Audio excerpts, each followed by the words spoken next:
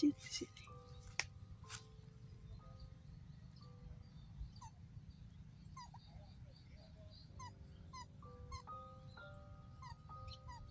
Apa ya? Di sini sumber suaranya. Nah, ketika saya mulai masuk, saya sempat dibuat kaget dengan suara aneh. Mirip sekali dengan suara bayi atau hewan. Saya nggak tahu itu hewan apa, teman-teman. Tapi saya sempat takut juga, teman-teman.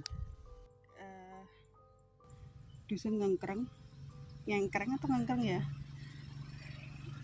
Dusun yang tidak berpenghuni. Konon dahulu itu ada di sini adalah sebuah dusun yang dihuni oleh beberapa penduduk, hanya sekitar belasan lah, nggak sampai puluhan.